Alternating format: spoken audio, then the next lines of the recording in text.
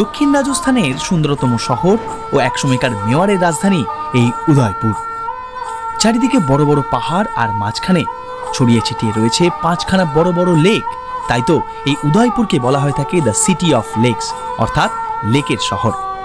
রাজস্থান মানে যে শুধুমাত্র মরুভূমি, শুধুমাত্র ফোর্ট তা কিন্তু নয়। উদয়পুর হচ্ছে ঝিলের শহর, লেকের শহর। তবে শুধুমাত্র লেকই নয়, রাজকীয় এই উদয়পুর সাক্ষী থেকেছে অনেক ইতিহাসের। রয়েছে এই শহরে নানান সুন্দর সব ফোর্ট, প্যালেস, মন্দির, আরো কত কি। আর আমাদের রাজস্থান ভ্রমণের যাত্রা এসে পৌঁছেছে আজ এই লেকের শহর উদয়পুরে। আজ সারাটা দিন আমরা ঘুরে দেখব এই সুন্দর শহরকে। গুগল অনুসারে এই শহর নাকি the most romantic city in India. চলুন আজ তাহলে একসঙ্গে ঘুরে আসি সেই লেকের শহর উদয়পুর।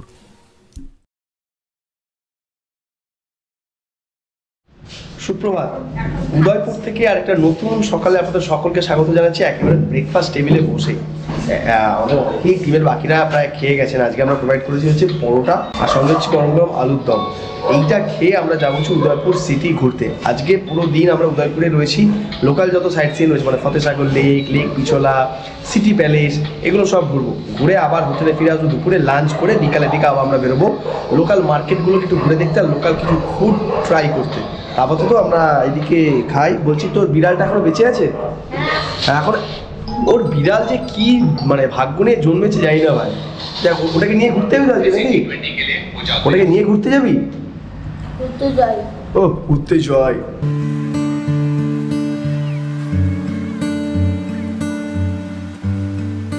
এই তৈরি হয়ে গেলাম আর আমাদের টিম উঠে পড়েছে বাসে। তুমি কি যাচ্ছ? যাবো না, সাইড সিন সিটি প্যালেস। ঠিক আছে, আমি করে নিয়ে আসছি। কি ভাবছো কি আমি পারবো না? একদম পারবো, নিশ্চয়ই পারবো। আমিও যদিও প্রথমবার উদয়পুরে, আর আমাদের টিম এদিকে এক্সাইটেড উদয়পুর ঘোরার জন্য। অবশ্যই, এতদিন সিনেমায় দেখেছি উদয়পুর। এই পুরো মোটামুটি লেকের শহর এই একদিনে সুন্দর করে এই লেকের শহরকে ঘুরে দেখতেই বেরিয়ে পড়লাম আমরা। প্রথমেই আমরা এখন যাচ্ছি ফতেসাগর লেক। এছাড়াও সারাদিন আরো নানান জায়গা ঘুরে দেখবো। সন্ধ্যেবেলা যাব মার্কেটিংয়েও। রাজস্থানে যতগুলো বড় বড় শহর রয়েছে তার মধ্যে অন্যতম রাজকীয় এই উদয়পুর শহর।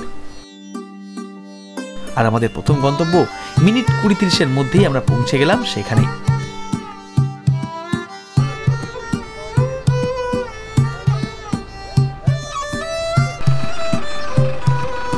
এই আমরা পৌঁছে গেলাম ফতেসাগর লেক। কাকিমা আপনি কি কাশ্মীর গেছেন?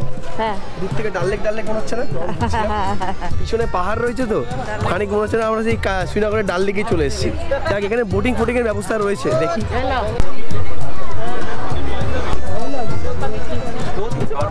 টিকিট কেটে নিলাম। এখানে সিনিয়রদের টিকিট হচ্ছে 177 টাকা করে ইন্ডিয়ানদের জন্য, এবং বাচ্চাদের 89 টাকা।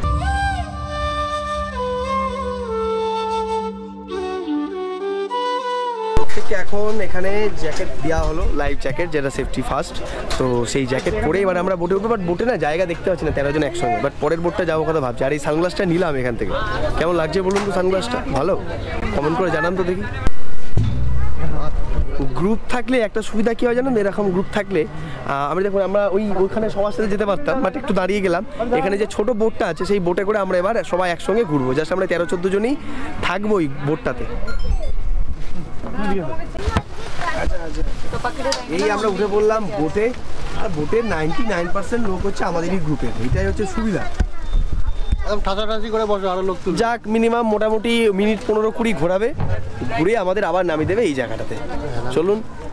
রাজস্থান মানে যে শুধুমাত্র মরুভূমি, শুধুমাত্র ফোর্ট তা কিন্তু নয়। উদয়পুর হচ্ছে ঝিলের শহর, লেকের শহর। আর আজ সেই উদয়পুরে সারাদিন ঘুরে বেড়াবো আপনাদের। উদয়পুরে যে 4টি বড় বড় লেক রয়েছে তাদের মধ্যে অন্যতম ছবির মতন সুন্দর এই ফতেসাগর লেক, যা তৈরি করেছিলেন মহারানা জয় সিং 1687 সালে।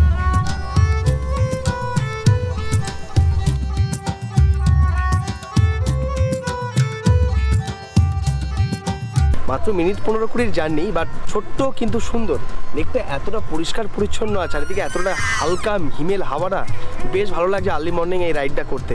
আচ্ছা, এর ইতিহাসটা যদি বলি, উদয়পুরের শহরের মধ্যে যে বড় বড় 4টে লেক রয়েছে তার মধ্যে অন্যতম গুরুত্বপূর্ণ এই ফতেসাগর লেক। 1687 সালে মহারানা জয় সিং মহারানা ফতেহ সিংয়ের নাম অনুসারে কিন্তু এই সাগরটা তৈরি করেছিলেন। তো মহারানা ফতেহ সিংয়ের নাম অনুসারেই এই লেকের নাম হয় ফতেসাগর লেক। এই যে মাঝখানে একটা বড় পার্কের মতো অংশ দেখছেন, বাগানের মতো, মতন। এটা কিন্তু ছিল তখনকার রাজাদের আমোদ প্রমোদের একটা দারুণ আকর্ষণের জায়গা।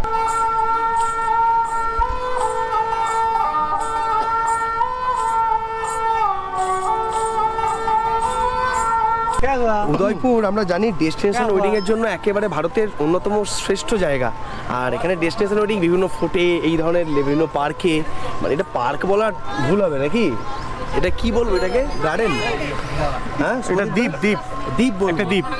এখানে বিয়ে করতে হতো তোমাকে, তুমি কি করলে বলো? ঠিক এটাই ভাবছি, আর একবার মানে আরেকবার বিয়েটা করে নি। হ্যাঁ, এই অর্ককে বলছি, অর্ক তোমার তো এখনো লিগাল ম্যারেজ হয়নি তো, তাহলে আরেকবার বিয়েটা এখানে সেরে ফেলো, এনগেজমেন্টটা। আমরা দুজনে আসবো, বাদ বাকি লোক তো আসবে না। আরে আমি আসবো তো, আমি আসলেই যথেষ্ট। 3 জন হলে তাও ব্যাস 3 জন নিয়ে হবে, আমি ভিডিও করে দেবো তোমাদের।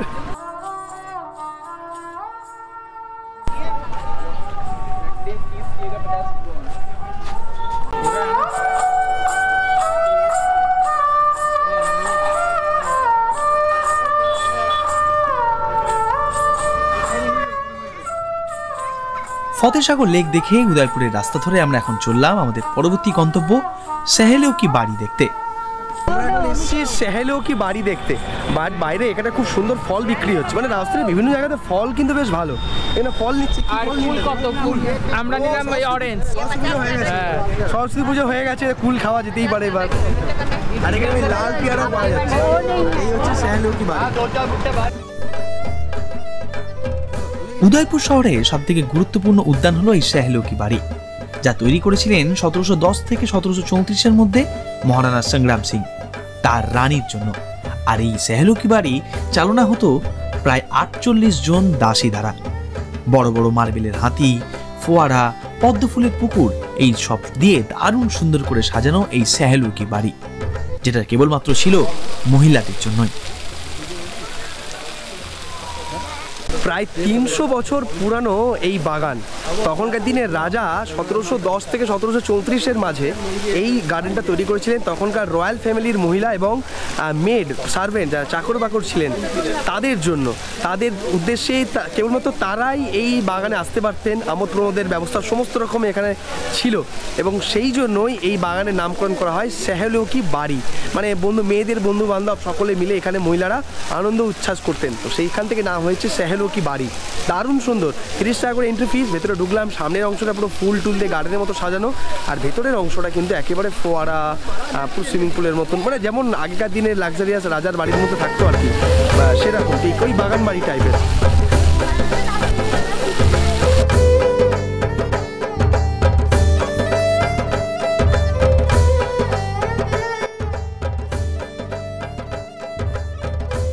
এত লম্বা লম্বা ট্রাভেল জার্নির মাঝখানে ব্যাগপত্র গাড়িতে থাকলে ধুলো হবেই, আর সেই জন্য সবসময় আমার ব্যাগের মধ্যে থাকে যে এসেন্সিয়াল প্রোডাক্ট আগারো কম্প্রেসড এয়ার ডাস্টার। তবে শুধুমাত্র এটা ব্যাগের ধুলো পরিষ্কার করার জন্য নয়, আপনার বাড়ির যে কোনো জায়গায় ধুলো, কম্পিউটার পিসির ধুলো হোক, কিংবা ধরুন বাচ্চাদের ওই এয়ার বাথটাব, বেলুন, এগুলো ফোলাতেও এটা দারুণ কার্যকরী। আর এর সঙ্গে রয়েছে একটা ফ্ল্যাট নজেল উইথ ব্রাশ, রয়েছে একটা রাউন্ড নজেল, রয়েছে 3টে ইনফ্লেটেবল নজেল। এই যে কানেক্ট করে দিলাম পাওয়ার কর্ড, এটা চালু করা কিন্তু খুবই ইজি, জাস্ট আমাকে সুইচ অন করতে হবে। আচ্ছা, এখানে দুটো মোড রয়েছে, এইটা রয়েছে মাঝখানে থাকলে রয়েছে অফ, নিচে হলে লো স্পিড, আর উপরে দিলে হাই স্পিড। এই যে পিছনে রয়েছে ফোম ফিল্টার, যাতে কোনো ভেতরে কোনো ডাস্ট না যায়, আর এটা চেঞ্জ করতে হলে এর সঙ্গে যে এক্সট্রা ফোম ফিল্টারও রয়েছে। আর এই অ্যাটাচমেন্টগুলো এখানে অ্যাটাচ করা কিন্তু খুব ইজি, জাস্ট এই অ্যাটাচ হয়ে গেল।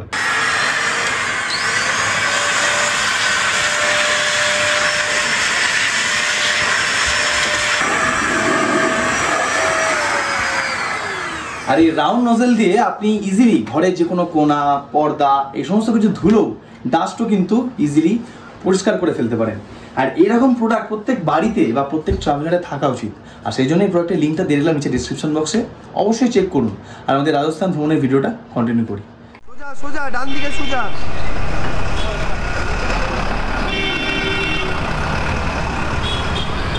এই এখন আমরা নেমে পড়লাম বাস থেকে, হেঁটে জাস্ট 300 মিটার আগে হচ্ছে সিটি প্যালেস। সিটি প্যালেস আমরা জয়পুরও গিয়েছিলাম, বাট উদয়পুরের সিটি প্যালেস আরও বেশি বড়। আর তার ঠিক পাশেই রয়েছে লেক পিছোলা। এই আমরা কেটে ফেললাম হচ্ছে টিকিট। এমনিতে পার হেড 450 টাকা করে লাগছে, বাট আজকে কোনো বিশেষ কারণে একটা পার্ট বন্ধ, জানি না কী কারণে, তো সেই জন্য পার হেড 300 টাকা করে টিকিট কাটলাম আমরা। দিয়ে এবার যাচ্ছি। এখানে যারা সিনিয়র সিটিজেন রয়েছেন তাদের জন্য কিন্তু এখানে ব্যাটারি কার্ডের ব্যবস্থা রয়েছে, 50 টাকা করে পার হেড, 50 টাকা করে পার হেড, শুধু ড্রপ করবে আবার উপর থেকে নিচে নামার জন্য 50 টাকা পার হেড।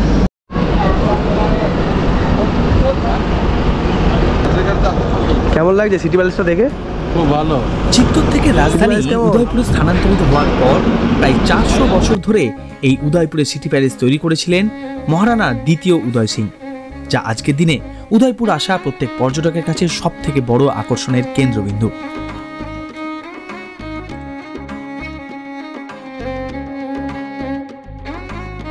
এই যে আমরা এখন ঠিক সিটি প্যালেসের বাইরে রয়েছি, এই যে এটা হচ্ছে লেক পিছলা, যাচ্ছে আপনাদের নিয়ে ঘুরতে একটু পরে। বাট এই দেখুন মাঝখানে একটা দারুণ সুন্দর সাদা হোটেল, এটা একটা 5 তারা হোটেল, তাজ লেক প্যালেস, দারুণ দুর্দান্ত, একেবারে চারিদিকে জল, মাঝখানে দ্বীপের মতন একটা হোটেল।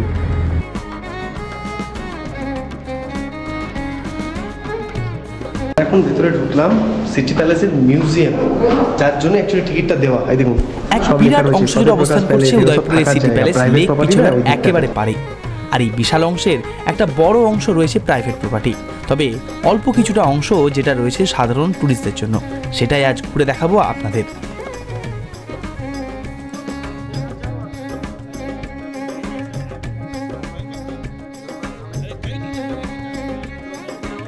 আমরা একটা গাইড নিলাম এখানে 11 থেকে 30 জনের মধ্যে গ্রুপ থাকলে পরে হচ্ছে 700 টাকা করে পার ট্যুর। অনেকটা বড় এলাকা, সেটা ঘুরতে একটু সময় লাগবে। इनके बेटे प्रिंस लक्षराज सिंह जी मेवा 35 ईयर एज है। বর্তমানে যিনি রাজা তার সাথে পরিচয় করাচ্ছেন, তিনি এখন এই প্যালেসের মধ্যেই থাকেন। 2 होटल भी चल रहे, शिव निवास, फतेह प्रकाश। 60% पार्ट हम लोग विजिट करते हैं, जिसको विजिट करने में अपन को 1 घंटे का समय लगता है। पैलेस को बनाना स्टार्ट किया महाराणा उदय सिंह जी ने, महाराणा प्रताप के पिता ने। 1559 में इस पैलेस की शुरुआत हुई, उन्हीं के नाम पर सिटी का नाम रखा उदयपुर। और उदय सिंह जी के बाद राजा आते गए, थोड़ा थोड़ा इसको बनाते गए। 22 राजाओं ने मिलकर इस पैलेस को बनाया है, और इसको बनने में 400 साल का समय लगा, 400 साल तक बनता रहा। दादा पास में आओ, आ जाओ पास में आओ। देखो यहाँ से पैलेस स्टार्ट हुआ है, फिर इनके बेटे महाराणा प्रताप, इन्होंने हल्दी घाटी का बैटल लड़ा। आपने सुना है, पढ़ा है। हल्दी घाटी यहाँ से 40 किलोमीटर है। घोड़े ने आगे वाले पैर हाथी के ऊपर रखे, भाला चलाया, हाथी चलाने वाला उस टाइम मारा गया था। और मानसिंह जो था पीछे छुप गया होदे के अंदर। एलिफेंट के ट्रंक में शॉर्ट तलवार थी, उसे चेतक का पीछे वाला पैर कटा। यहाँ चेतक का पैर कटा, चेतक युद्ध से निकल गया। घोड़ा 3 टांग पे 5 किलोमीटर दूर गया। 22 फीट का नाला जंप किया है, नदी बहती है बनास नदी, और यहाँ थोड़ा आगे जाके घोड़ा गिर गया, मतलब 5 किलोमीटर तक ब्लड गिरता गया, उस कारण चेतक का डेथ हो गया। আমরা সকলেই জানি মহারাণা প্রতাপের সেই বিখ্যাত ঘোড়া চেতক, সেই চেতকের এক অদ্ভুত বীরত্বের কাহিনী এই হলদিঘাটির যুদ্ধে আমরা শুনলাম এতক্ষণ। এবার আস্তে আস্তে করে আমরা প্যালেসের মধ্যে ঢুকছি। দেখেছেন এখানে ঘোড়াগুলো দেখুন, জাস্ট একদম সেই বলে না রাজার ঘোড়া। এখানে প্রত্যেকটা ঘোড়ার নাম আছে, রাজ মুকুট, কোনটা নাগরাজ, কোনটা হাঁসরাজ, প্রত্যেকটা ঘোড়া, মানে এইগুলো হচ্ছে অ্যাকচুয়াল ঘোড়া।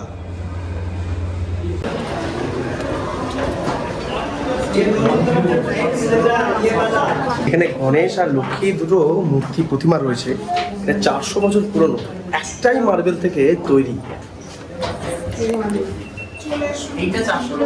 হ্যাঁ, আর মোজাইকের কাজগুলো দেখুন কি সুন্দর।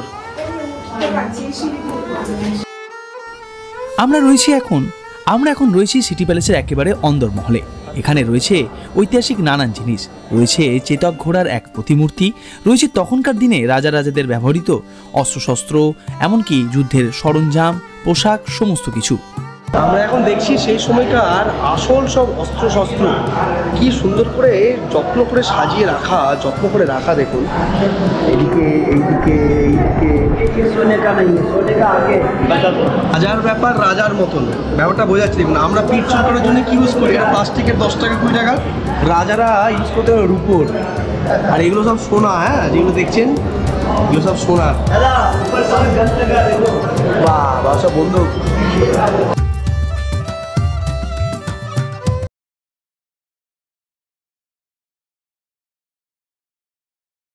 এই সেই বিখ্যাত চেতকের রেপ্লিকা, আর এটা ওয়েট বলছে মহারাণা প্রতাপের নিজস্ব আসল সব অস্ত্র। ওয়েট কত জানেন?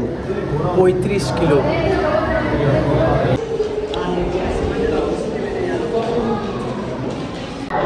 এই জায়গাটা দেখুন খালি, আমরা এখন এখানে ইতিহাসটা শুনছি, পুরোটা লাইমস্টোন দিয়ে তৈরি, পুরো এই সিটি প্যালেস লাইমস্টোনের তৈরি এবং নিচেগুলো দেখুন মোজাইকের কাজ দুর্ধর্ষ সুন্দর এবং মানে এখনও খানিক মনে হচ্ছে আমি সেই রাজার আমলেই ফিরে গেছি আর কি।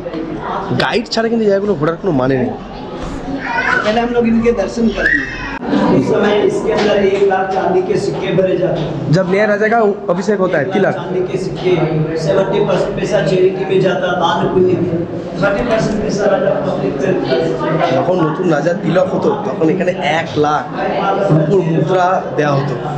আমার একটা জিনিস অবাক লাগলো, আগেকার দিনের লোক আমাদের থেকে আরো বেশি সাধারণত লম্বা হতো, তাহলে এইখানকার যে দরজাগুলো এগুলো কেন নিচু করা? তো গাইড দাদা বললেন এই যে যখন এরকম নিচু হয়ে শত্রুমুখ ঢুকতো তখনই দুপাশে সেনা সেই সময় গলা কেটে দিত, এই জন্য দরজাগুলো দেখুন এরকম নিচু নিচু। এই দেখুন, এই দেখুন, বুঝতে পেরেছেন?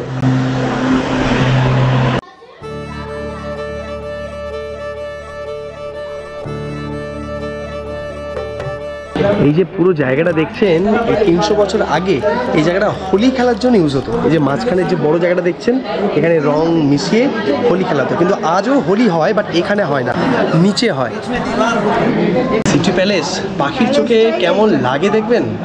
আমার ড্রোন তো এখানে ওড়ানো যাবে না, বাট এনারা যে ছবিটা তুলেছে দেখুন, ওয়াও, পুরো বলছিল সেই জলের পাশে কোনো বড় জাহাজ দাঁড়িয়ে আছে, দারুণ সুন্দর। এটা পুরোটা মনে হচ্ছে হোটেল রিসর্ট। দেখুন বিশাল এই সিটি প্যালেস ঘুরতে সময় লাগবে 1.5 থেকে 2 ঘন্টা মতো। একে একে সমস্ত ফ্লোরে গিয়ে ঘুরে ঘুরে দেখছি আমরা গোটা সিটি প্যালেসটা, আর এই হলো এখানকার শেষ মহল।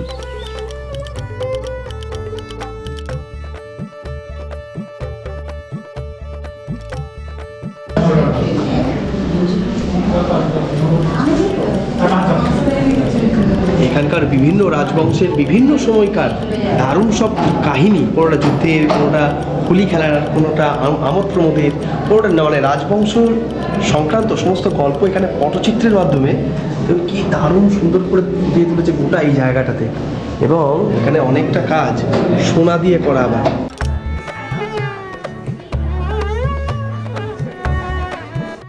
একদম উপরে ফ্লোরে আমরা দাঁড়িয়ে, এখান থেকে কি সুন্দর লাগছে গোটা উদয়পুর শহরটাকে দূরে দেখতে, দারুণ। আমরা রয়েছি একদম উপরে ফ্লোরে, এখান থেকে দেখুন লেক পিছলার কি দারুণ সুন্দর ভিউ দেখা যাচ্ছে। ওয়াও, এখানে কে বিয়ে করে গেছে বললো দিদিমা? এখানে কে এসেছিল? আচ্ছা, বিয়ে ছিল। আর এখানে আমাদের এই কেজরিওয়াল উদয় বিলাস ও হ্যাঁ না, ও বলা, হ্যাঁ হ্যাঁ, সেই ইয়ে জওয়ানি দিওয়ানিতে সেই যেখানে ইয়ের বিয়ে হয়েছিল, আদিতির বিয়ে হয়েছিল, ঠিক সেইটা ওখানে। বয়স্কদের জন্য রাজস্থান ট্রিপ একটু চাপে, কারণ রাজস্থানে মেনলি সব ফোর্টগুলোতে এরকম খাড়ায় খাড়ায় সিঁড়ি, একটু সেই দিকটা মাথায় রেখে। আদারওয়াইজ যদি পারেন, যদি উঠতে পারেন, নামতে পারেন সিঁড়ি দিয়ে, এগুলো একটু কষ্ট করে যা দেখবেন সেটা দারুণ জিনিস দেখবেন। এখানে সূর্যদেবের একটা মূর্তি রয়েছে, কেন? আচ্ছা জেঠিমা কি বললো গাইড দাদা? বললো যে বর্ষাকালে বর্ষাকালে যখন সূর্য উঠতো না, তখন হচ্ছে এই এনার মূর্তি দেখে রাজারা সব খাওয়া দাওয়া শুরু করতো। কারণ এই বংশের রাজাদের একটা বৈশিষ্ট্য ছিল যে এরা সূর্যের মুখ না দেখে খেত না, তো বর্ষাকালে এই জিনিসটা করতো। এই যে জায়গাটা দেখছেন এইটা ছিল হচ্ছে পুরো তখনকার কারা নাচতো এখানে, আচ্ছা আচ্ছা, মানে এখানে পুরো নৃত্য মানে নাচ মহল ছিল আর কি। রানীরা এখান থেকে দেখতো, আর রাজা দেখতো এখান থেকে। পুরোটা দেখুন, পুরো কাঁচের এই জায়গাটা। 16টা রানী ছিল। আমি মানসিংকে বেকার দোষ দিচ্ছিলাম, এখানে আরও 3 জন বেড়ে গেছে, 13 থেকে 16 হয়ে গেছে। কাঞ্চন মল্লিককে আজ থেকে আমি আর কোনো গালাগালি দেবো না, ও 3টে বিয়ে করেছে, এখনো 13টা মোটামুটি বাকি আছে করা। যদি শেষ করে এরপর আমরা চলেছি পাশেই লেক পিছলা দেখতে।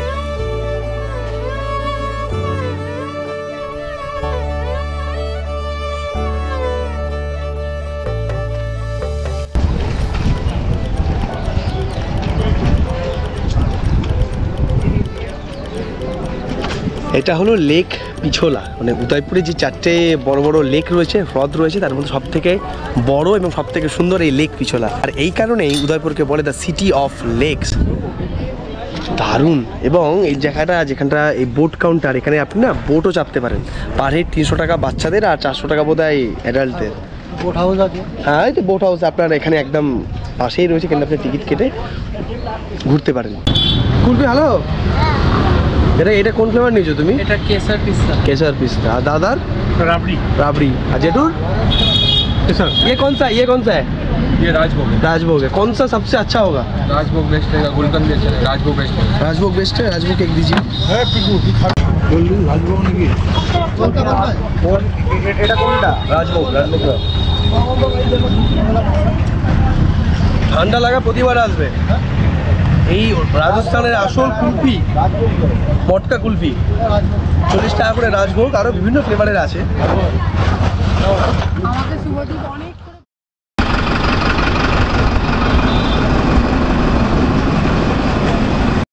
সিটি প্যালেসে এত হাঁটাহাঁটি ঘোরাঘুরি হয়েছে, এসে সবারই একদম মারাত্মক খিদে পেয়ে গেছে। আর আজকে লাঞ্চের মেনুটা কিন্তু একেবারে সলিড। উদয়পুরে বসে আমরা কি খাচ্ছি দেখাচ্ছি আপনাকে, দাঁড়ান। এদিকে তো রয়েছে ভাত, সঙ্গে রয়েছে ডাল, শুক্তো রয়েছে, আর এইদিকে রয়েছে ইলিশ মাছ, আর সঙ্গে বোধহয় রয়েছে নিচে চাটনি, খেজুর আমসত্ব চাটনি, জবরদস্ত। আবার কি ডাল ভাত শুক্তো আলু ভাজা, জমজমাট খাওয়া চলছে এখানে। আর তেমন মুখে পড়েছে রোদ, মুখটা পুরো হোয়াইট ওয়াশ হয়ে গেছে।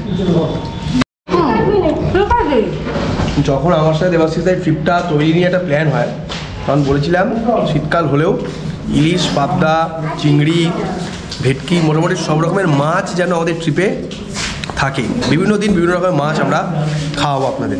তো সেরকম আজ ইলিশ হয়েছে, সন্ধ্যাবেলা আবার আজকে ভেটকির ফিশ ফ্রাইও থাকবে, মানে সেরকমই কথা আছে। বাকিটা তৈরি হওয়ার পর আপনাদের দেখাবো।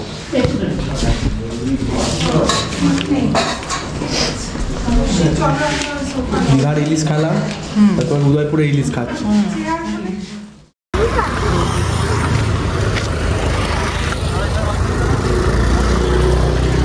রুমে খাওয়া দাওয়া করে একটুখানি রেস্ট নিয়ে আমরা বেরিয়ে পড়লাম উদয়পুরের মার্কেটে। এখানে মার্কেট বলতে বাপু মার্কেট, হাতিপোল মার্কেট, বাড়া বাজার।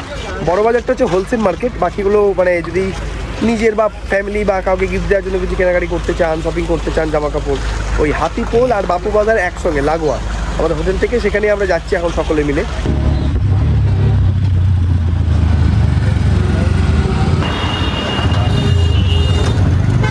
এই তো জেএমবির আসল ব্রাঞ্চটা। এই যে আমাদের সেনাবাহিনী এখন চলেছে মার্কেটিংয়ের জন্য। এটা হচ্ছে হাতিপোল বাজার। এখানে আপনি আপনার পছন্দের, মানে আমাদের ওখানে যেমন নিউ মার্কেট বা ওই হোলসেল বাজার, বড় বাজার, ঠিক ওই রকম সমস্ত লোকাল ড্রেস থেকে শুরু করে সব কিছু এখানে আপনি পেয়ে যাবেন মার্কেটিংয়ের জন্য। আমি এখন দেখছি হচ্ছে এখানকার লোকাল যে কুর্তা, সেগুলো একটা কুর্তা নেব, এখানকার প্রিন্টিং কুর্তা, একদম পিওর কটন, একদম জামা। বাহ, এটাও সুন্দর, ভালো লাগছে না? এটাও খুব সুন্দর। এই হচ্ছে হাতিপোল মার্কেট, আর সোজা ওইদিকে গেলে বাপু মার্কেট, ওইদিকেও আমরা যাব। জমজমাট মার্কেট, মানে এখানকার লোকাল ড্রেসেস কিনতে হলে বা গিফট আইটেম কিনতে হলে এখানে আপনাকে আসতে হবে। এছাড়া ভালো মার্কেট হচ্ছে যোধপুরে, জয়পুর, উদয়পুর, যোধপুর, এই 3 জায়গায় মার্কেট আপনি করতে পারেন শপিং। আমরা এখন এসেছি উদয়পুরের বিখ্যাত মিষ্টির দোকান জেএমবিতে, মানে জগদীশ মিষ্টান্ন ভান্ডার। আর এখানে এসে কি নিয়েছি জানেন, দেখাই আপনাদের। এখানে এসে নিয়েছি আমরা এই যে মালাই গেভার নিয়েছি। প্রত্যেকে আমরা এখন খাবো। 650 টাকা কিলো। নিন, একটা নিয়ে নাও।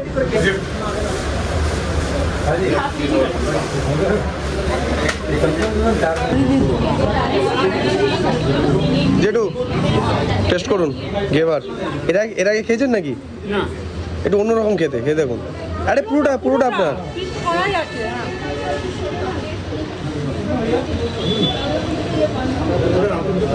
নাও। আর কি আছে? মার্কেটিং করে সবারই পকেট খালি, তো সেই পকেট খালি অবস্থায় বাড়ি ফিরতে হবে। একটা অটোয় 6 জনের জায়গায় বসেছি প্রায় 10 জন।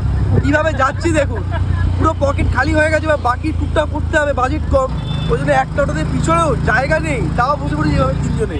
আর বাকিরা তো আছেই, দেখাচ্ছি দাঁড়ান। এই দেখুন, যেখানে একজন বসে সেখানে 2 জন 3 জন বসেছে এইভাবে। আর আমাদের পিছন থেকে সব লোকজন রীতিমতো দেখছে যে কারা এরা, জানে না যে বাঙালি এরা। এমন সার্ভিস কোথাও পাবেন, একদম ঘরে আসতেই রেডি হয়ে গেছে গরম গরম ফিশ ফ্রাই। খান খান, খেয়ে আমাকে জানাবেন কেমন লাগে। খেয়েছেন না এখন খাননি? আচ্ছা, খেয়ে জানাবেন কেমন লাগলো। আমি আর অর্ক কিভাবে বসে অপেক্ষা করছি দেখুন ফিশ ফ্রাই। এই দাও দাও ফিশ ফ্রাই দাও, ফিশ ফ্রাই দাও। বন্ধুরা যা বেরিয়েছে না হেভি। এই হচ্ছে গরম গরম ভেটকি মাছের ফিশ ফ্রাই, আর সঙ্গে দিয়ে গেছে আমাদের চা। আর রাতে আছে চিকেন বিরিয়ানি, বড়টা আমার খাও।